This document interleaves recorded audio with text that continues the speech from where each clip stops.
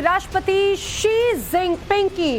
Xi Jinping आधुनिक चीन में अपना अलग मुकाम हासिल कर चुके हैं, लेकिन बीती सदियों में चीन के सबसे ताकतवर नेता बन जाने के बावजूद क्या शी जिनपिंग मॉडल बर्बादी लाने वाला है? ये सवाल दरअसल इसीलिए गंभीर है क्योंकि जिनपिंग ने तीसरी बार चीनी राष्ट्रपति का पद हासिल करने के बाद में युद्ध का सुर तेज कर दिया है। वो दुनिया को आंख दिखा रखे हैं। ये स्थिति दुनिया को वॉर जोन में तब्दील कर सकती है। एक रिपोर्ट आपको दिखाते हैं।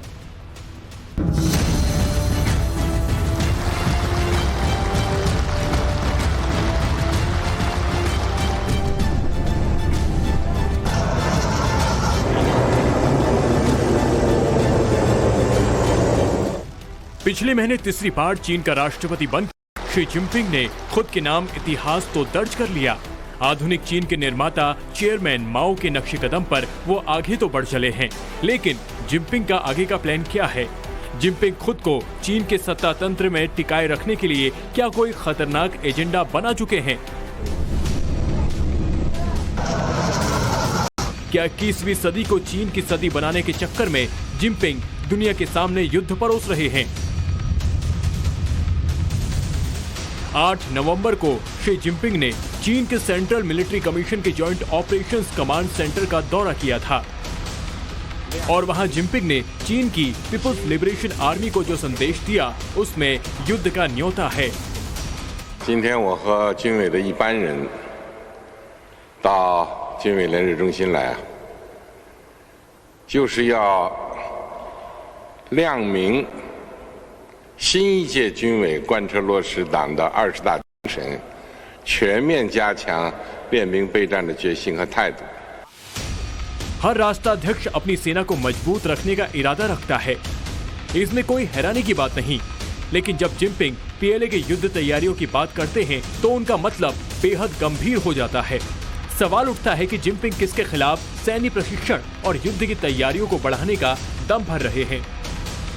17 पड़ोसी देशों के साथ चीन का सीमा विवाद चल रहा है और इन देशों में ताइवान भी है, जिसे चीन हड़पना चाहता है। ताइवान के हवाई क्षेत्र का उल्लंघन चीन के लिए एक सामान्य सी बात हो गई है। इस शनिवार को चीन के 36 फाइटर जेट्स और बॉम्बर्स ने ताइवान की सीमा के पास उड़ान भरी।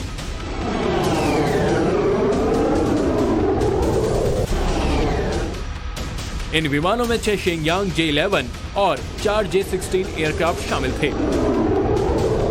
जिनपिंग के चीन पर दुनिया भरोसा भी करे तो कैसे करे, ये बात भारत के सेना प्रमुख जनरल मनोज पांडे के बयान से उजागर हो जाती है। जनरल मनोज पांडे के मुताबिक पूर्वी लद्दाख में जहां चीन के साथ भारत की तनातनी थी, वहां स्थिति स्थिर है लेकिन अनप्रिडिक्टेबल, यानी चीन पर भरोसा नहीं किया जा सकता। We all know what the Chinese say and what they do is quite different. So, it's also part of the deception or their nature, their character, right? So we only what they say or what they articulate, we need to just, but perhaps we need to focus on their actions rather than what is there in the written text or written scripts or their articulation. Perhaps then we'll not go wrong. Galwan episode के बाद भारत और चीन के बीच सीमा विवाद सुलझाने के लिए 16 round सैन्य स्तर की बातचीत हो चुकी है, लेकिन चीन पर भारत भरोसा नहीं कर पा रहा तो उसकी खास वजह भी है। अमेरिका की नॉर्थ वेस्टर्न यूनिवर्सिटी और नीदरलैंड डिफेंस एकेडमी के रिसर्च पेपर के मुताबिक चीन भारत में सोची समझी रणनीति के तहत घुसपैठ करता आया है। 2006 से 2020 के बीच घुसपैठ के आंकड़ों का अध्ययन कर रिसर्च में साबित हुआ कि चीन सीमाई इलाकों में स्थायी नियंत्रण का इरादा रखता है। चीन का विस्तारवाद दुनिया के लिए कैसे दुनिया को अंधकार में डाल सकता है, इसे फ्यूचर वॉर की चीनी कोशिशों से भी समझा जा सकता है। ये चीन का रोबोट डॉग है। 14वें China international aviation aerospace exhibition में इस रोबोट डॉग को पेश किया गया। ग्वांगडोंग की जोहाई सिटी के इस एयरो शो में चीन ने अपने एक ऐसे फ्यूचर सैनिक के दर्शन कराए हैं जो अभी तो सैनिक खिलौना लग रहा है, लेकिन भविष्य में इंसानी जान का दुश्मन साबित हो सकता है। 就是和履带式包括轮式底盘的这种无人车辆相比，它的复杂地形的通过能力非常强，因为它可以跑，甚至可以跳。 ग्वांगडोंग के इस एयर शो में चीन ने आधुनिक मिलिट्री एयरक्राफ्ट के परफॉर्मेंस को दिखाया है। चीन सिर्फ अपनी रक्षा के लिए भविष्य की सेना तैयार करता तो बात नहीं होती, लेकिन समस्या यहाँ नीति की नहीं, नीयत की है। शी जिनपिंग दुनिया को अपने इशारों पर नचाने को लेकर उतावले हो रहे हैं और इससे दुनिया वॉर जोन में तब्दील हो रही है।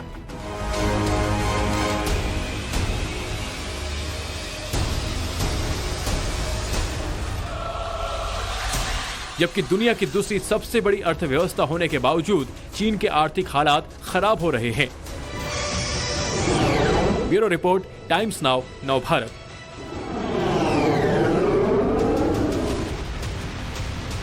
चीन की सेना बड़ी है, चीन की सेना के पास में आधुनिक साजो सामान है, लेकिन शी जिनपिंग जहां चीन को दुनिया का सुपर पावर बनाने का सपना देख रहे हैं, वहीं चीन की स्थिति लगातार बिगड़ रही है। चीन के आर्थिक हालात लगातार बिगड़ रहे हैं, तो अब चीन की सरकारी नीतियों के खिलाफ बगावत भी खुल्लम खुल्ला नजर आने लगी है।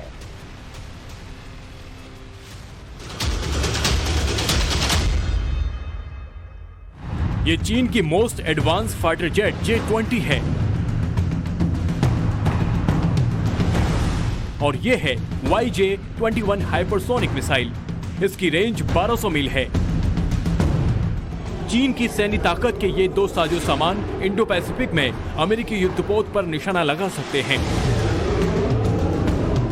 लेकिन जब राष्ट्रपति शी जिनपिंग का चीन दुनिया को अपनी नवशक्ति का परिचय करा रहे हैं, तब चीन के भीतर हालात क्या हैं, इसे समझ लेना बेहद जरूरी हो जाता है। क्या जिनपिंग का ये चीन भीतर से खोखला होता जा रहा है? क्या बिगड़ रहे हैं आर्थिक हालात और नागरिक आजादी को छीने जाने का मिला जुला असर चीन को विद्रोह के बारूद पर बैठा रहा है? 20 अक्टूबर को झिंगजाऊ शहर में एप्पल कंप्यूटर्स के वर्कर्स का फैक्ट्री से भागने का ये वीडियो दुनिया का ध्यान अपनी ओर अभी तक खींच रहा है।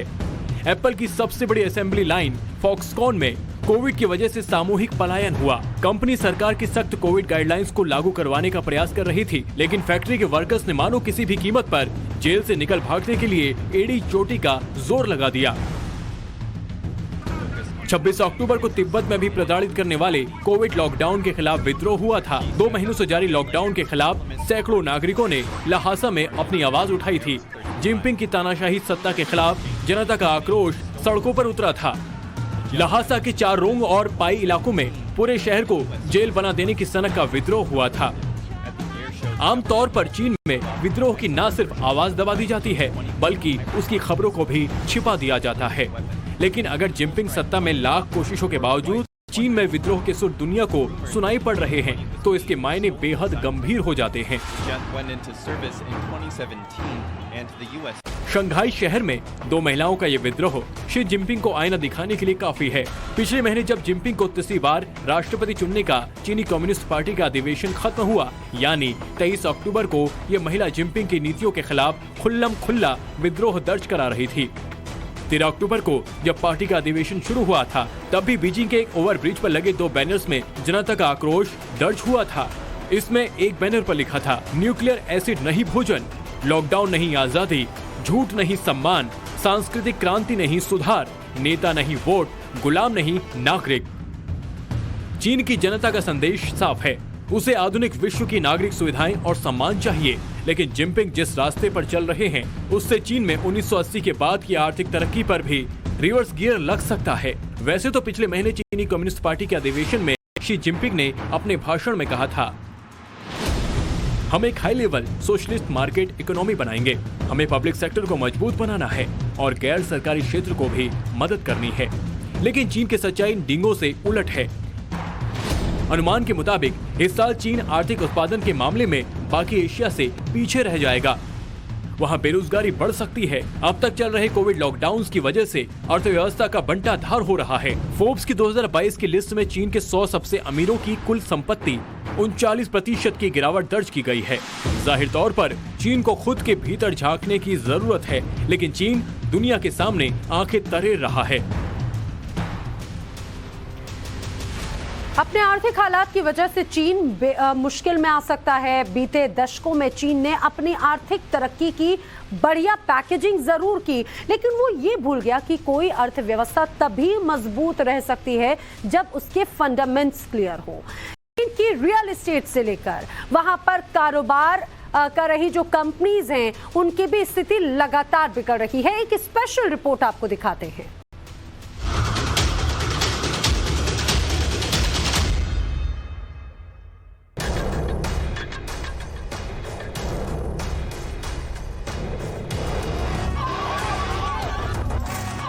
जो चीन खुद को सुपर पावर कहता है, जो चीन दुनिया में अपनी टेक्नोलॉजी की डिंगे मारता है,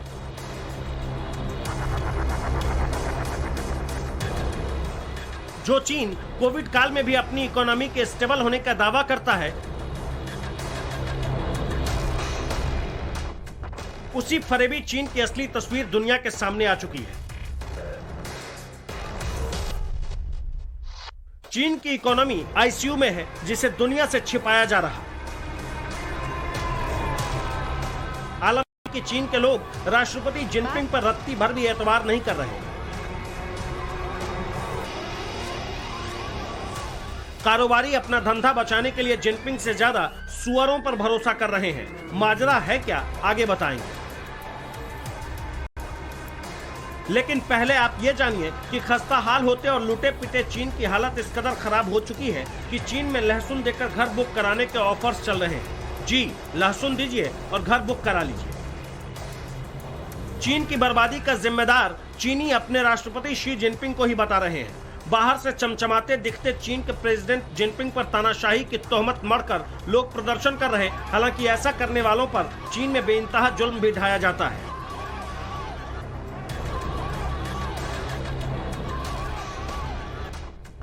सुनहरी पैकेजिंग में घटिया माल बेचने के लिए दुनिया भर में बदनाम चीन एक्सपोज होता जा रहा है।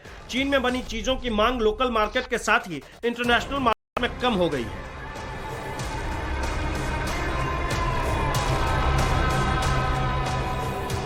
अमेरिका जैसी दूसरी बड़ी अर्थव्यवस्थाओं के साथ उसकी कारोबारी जंग भी चीन की ग्रोथ के पहिए थाम रही है। आलम यह कि कंस्ट्रक्शन समेत चीन की कई इंडस्ट्रीज दम तोड़ती जा रही है। चीन का इंफ्रास्ट्रक्चर इस कदर बीमार और वेंटिलेटर पर है कि उसे ढूंढने से भी खरीदार मिल नहीं रहे। बने बनाए प्रोजेक्ट की कबाड़ में तब्दील होते जा रहे हैं।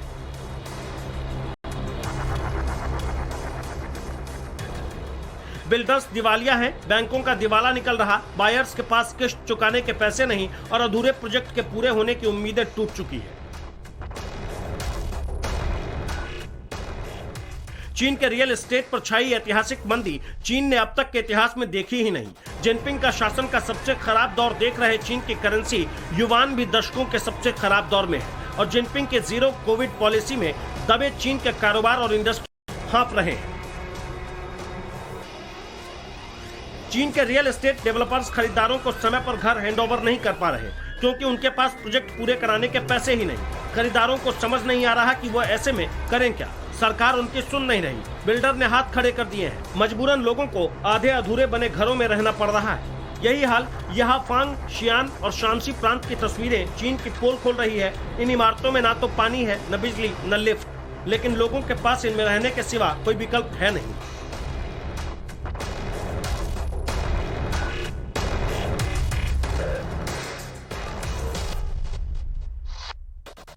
चीन की फाइनेंशियल कैपिटल शंघाई की हालत खस्ता है। लग्जरी अपार्टमेंट के तौर पर जाना जाने वाला बुल्गारी होटल्स आधे से ज्यादा खाली पड़े हैं। होटल अपने शेयर्स बेचना चाहते हैं लेकिन खरीदार है ही नहीं। इस साल बुल्गारी होटल ग्रुप को $19 मिलियन का नुकसान हुआ है। चीन ने छोटे कारोबार, इंफ्रास्ट्रक्चर और रियल एस्टेट को रफ्तार देने के लिए $1 ट्रिलियन पैकेज का ऐलान किया था, लेकिन ग्रोथ टारगेट और नौकरी पैदा करने में जिनपिंग फेल रहे। European union chamber of commerce की रिपोर्ट कहती है कि चीन में रहने वाले आधे से ज्यादा विदेशी चीन छोड़ चुके हैं, जबकि चीन में काम करने वाली यूरोप और अमेरिकी कंपनियां चीन छोड़ने की सोच रही है। चीन में घर खरीदार अधूरे इमारतों पर कर्ज की किस्तें नहीं चुका रहे। कई को अंदेशा है कि उनके घर पूरे बन भी पाएंगे या नहीं। नए लोग घर खरीद नहीं पा रहे, लिहाजा बिल्डर कई स्कीम लॉन्च कर चुके हैं जिन्हें सुनकर दुनिया भर में चीन की खिल्ली उड़ रही है। कुछ बिल्डर्स ने फ्लैट खरीदने पर सुअर गिफ्ट करने की स्कीम लॉन्च की। कई बिल्डर तो ऐसे हैं जो लहसुन के बदले फ्लैट बुक करने को तैयार हैं। विला बुक करने पर ग्राहकों को बिल्डर मर्सिडीज कार गिफ्ट करने का लालच दे रहे हैं। कुछ तो ऐसे हैं कि घर खरीदने पर परिवार के एक शख्स को नौकरी देने तक का वादा कर रहे हैं। हालात बता रहे हैं कि चीन का रियल एस्टेट सेक्टर दम तोड़ता जा रहा है और जिनपिंग की लाख कोशिशों के बावजूद प्रॉपर्टी के दाम गिर ही रहे हैं। कई शहरों में इस साल प्रॉपर्टी के दाम 20% से ज्यादा गिरे। हाल के महीनों में दसियों हजार लोगों की नौकरी गई। चीन में रोजगार संकट और भयंकर हो गया है। चीन में 16 से 24 साल का हर 5वां युवा बेरोजगार है। शी जिनपिंग की गलत पॉलिसीज के कारण बड़े विदेशी निवेशक चीन छोड़ चुके हैं। जापान के सॉफ्ट बैंक ने अलीबाबा से बड़ा पैसा निकाल लिया है। वॉरेन बफेट की कंपनी बर्कशायर हैथवे चीन के इलेक्ट्रिक व्हीकल बनाने वाली कंपनी BYD में अपना हिस्सेदारी बेच रही है। कुल मिलाकर कहा जाए तो जिस चमक दमक के साथ बुलबुले का झांसा देकर जिनपिंग ने अपने देश के लोगों को बेवकूफ बनाया, वो बुलबुला अब फूट चुका है। जिस देश में फ्लैट के बदले सुअर मिले और जहां पर लहसुन देकर घर बुक कराए जाने लगे, उस देश की हालत चीन जैसी ही हो जाती है। चीन की ये तस्वीरें जिनपिंग की इंटरनेशनल बेइज्जती करा रही है। Bureau report, times now, Navbharat.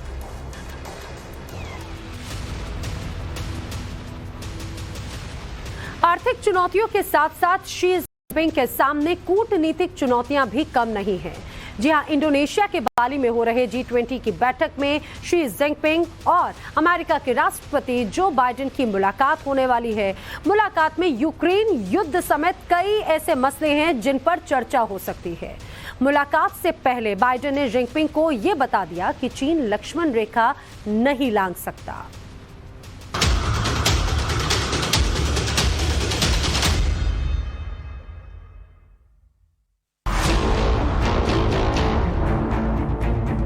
Indonesia के बाली में G20 का मंच सज चुका है। यूक्रेन युद्ध शुरू होने के बाद पहली बार G20 शिखर सम्मेलन हो रहा है। इस सम्मेलन में चीन के राष्ट्रपति शी जिनपिंग का आमना सामना होगा अमेरिका के राष्ट्रपति जो बाइडेन से। यह सम्मेलन यूक्रेन युद्ध के बाद की परिस्थितियों के मद्देनजर सबसे अहम माना जा सकता है। इस सम्मेलन से 2022 के बाद दुनिया के समीकरण तय हो सकते हैं। यूक्रेन मुद्दे पर अमेरिका और यूरोप से उलझ चुके रूस के राष्ट्रपति व्लादिमीर पुतिन इस सम्मेलन में शिरकत नहीं कर रहे हैं, लेकिन पुतिन का साथ निभा रहे जिनपिंग और स्वतंत्र विदेश नीति के तहत भारत का हित सबसे ऊपर रखकर भारत का रुख तय करने वाले प्रधानमंत्री नरेंद्र मोदी शामिल हो रहे हैं। ऐसे में G20 सम्मेलन शुरू होने से पहले बाइडेन ने जिनपिंग को लेकर एक बेहद सधा हुआ बयान दिया है। मैं चीन के साथ प्रतिस्पर्धा करना चाहता हूं, संघर्ष नहीं। इसलिए जब मैं उनसे बात करूंगा तब अपनी अपनी लक्ष्मण रेखाओं पर बात होगी। I know I'm coming in stronger, but I don't need that. I know Xi Jinping. I spent more time with any other world leader. I know him well. He knows me. There's no, we have very little misunderstanding. We just got to figure out where the red lines are and what are the important things to each of us going into the next 2 years. And his circumstances changed, to state the obvious, at home. And so we're going to have I think, I've always had straightforward discussion. There's never any miscalculation about where each of us stand. And I think that's critically important in our relationship. Biden Jinping के साथ सहयोग बढ़ाने की बात जरूर कर रहे हैं, लेकिन उनकी ताइवान डॉक्ट्रिन में कोई बदलाव नहीं आया है। चीन अकेले दम पर एशिया के इंटरनेशनल रूल तय करने की कोशिश भले ही कर रहा हो, लेकिन बाइडेन एशिया पर फोकस करने में चूक नहीं रहे।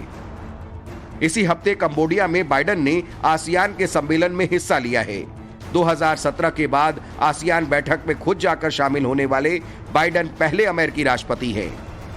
अमेरिकी हितों के मद्देनजर बाइडेन की अपनी राजनीति हो सकती है, लेकिन यह तो तय है कि जिनपिंग के लिए अंतर्राष्ट्रीय कूटनीति के गेम में वॉकओवर नहीं मिलने वाला। जिनपिंग को समझना होगा कि उन्हें दुनिया के साथ मिलकर चलना होगा। युद्ध की भाषा में बात करने से दुनिया का भला नहीं होने वाला। उन्हें दुनिया को आंख दिखाने की बजाय चीन की चुनौतियों से लड़ने को तवज्जो देना चाहिए। Bureau report, times now, Navbharat.